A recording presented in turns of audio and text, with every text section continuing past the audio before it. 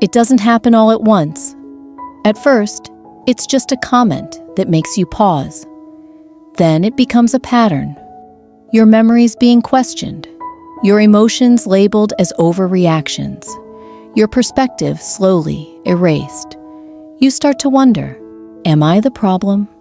That creeping doubt, that second guessing of your own reality, that's gaslighting. This form of emotional abuse doesn't leave visible scars, but it can deeply fracture your mind, your confidence, and your ability to trust yourself. Gaslighting is a calculated erosion of your sense of reality, and it often happens in close relationships, romantic, familial, even professional. This video walks you through 8 clear signs of gaslighting, shows how they impact your mental and emotional well-being, and offers a grounded, empowering path to recovery. The goal is simple: to help you see clearly again, and to remember that your reality is valid. 1. Your sanity is under attack. Gaslighting often starts with direct assaults on your sense of mental stability. You're told you're crazy, paranoid, or too sensitive. When you bring up a concern, the gaslighter shifts the conversation to make it about your mental state rather than their behavior. Imagine sharing your worry about something hurtful, only to hear, "You're imagining things. That never happened." Over time, these comments chip away at your self-trust. They make you question what you saw, what you heard, and eventually, what you feel.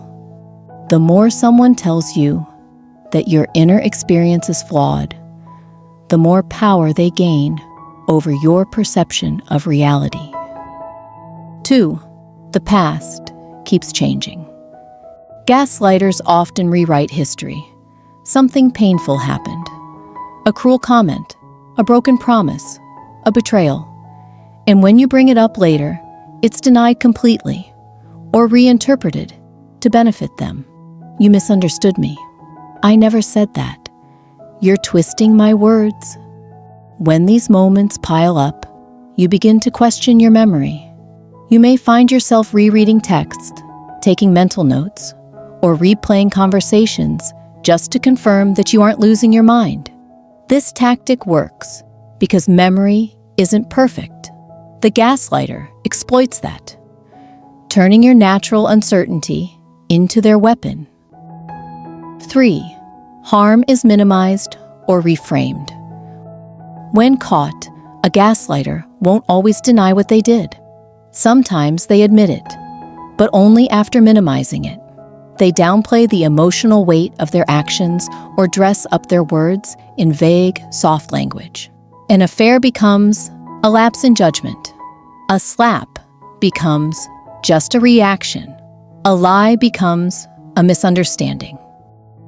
They may even use phrases like, "It wasn't that serious," or "I didn't mean it like that," to blur the edges of accountability. And because part of you wants to believe it, wants the relationship to feel safe again, you may start accepting these diluted versions of reality. This isn't resolution. It's rebranding abuse in prettier words. 4. Painful behavior is framed as normal.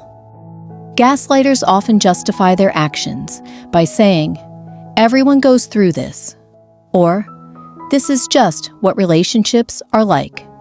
They normalize dysfunction and frame your discomfort as an overreaction to something supposedly common. They may say things like, "All couples fight like this. This is just part of being close. You expect too much." By framing emotional harm as normal, they teach you to ignore your instincts. You begin to tolerate what once felt unacceptable because it's been redefined as just how it is. But suffering shouldn't be normalized. Conflict isn't the same as cruelty, and love doesn't require enduring disrespect. 5. Your empathy is used against you. Some gaslighters weaponize vulnerability. They share stories of pain, trauma, or personal struggle. Not to connect, but to justify their harmful behavior. It becomes a trap. If you don't accept their excuse, you're seen as cold, selfish, or unsupportive. For example, someone may cheat and then say, "I was lost and needed healing," or "I've just been going through so much."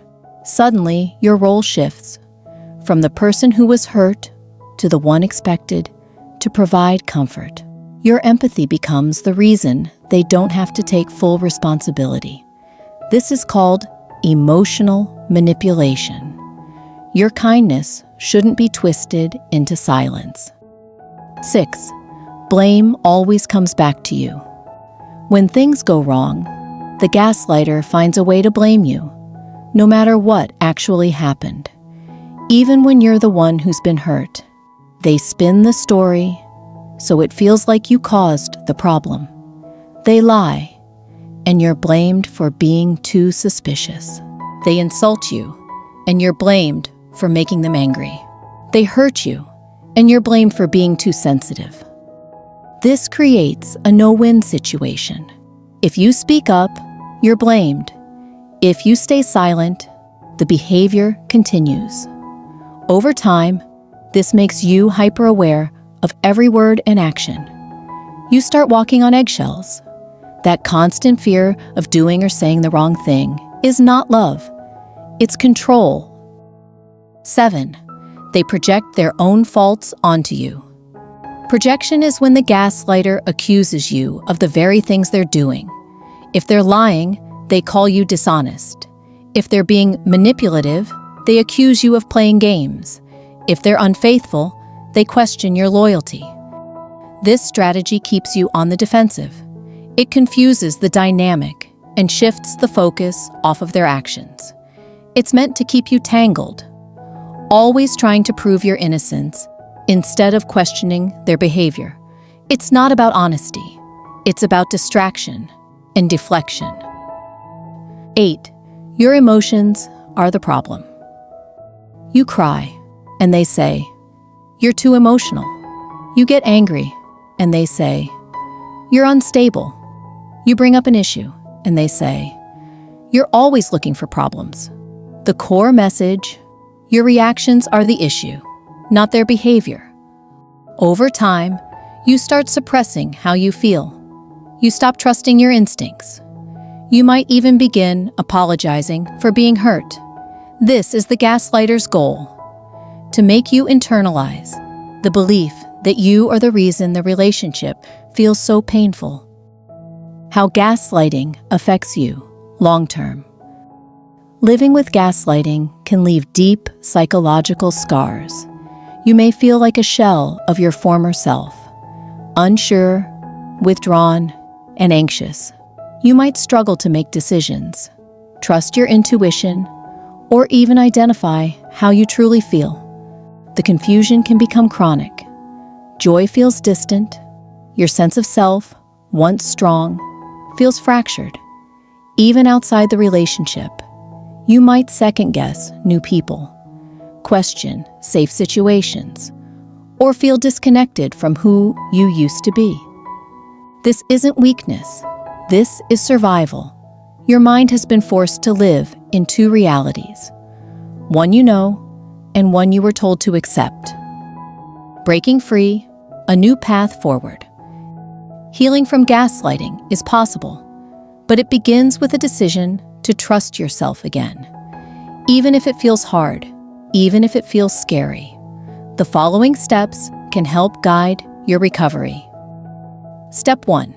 Speak your reality aloud. Put your truth into words. Write it down. Say it to someone you trust.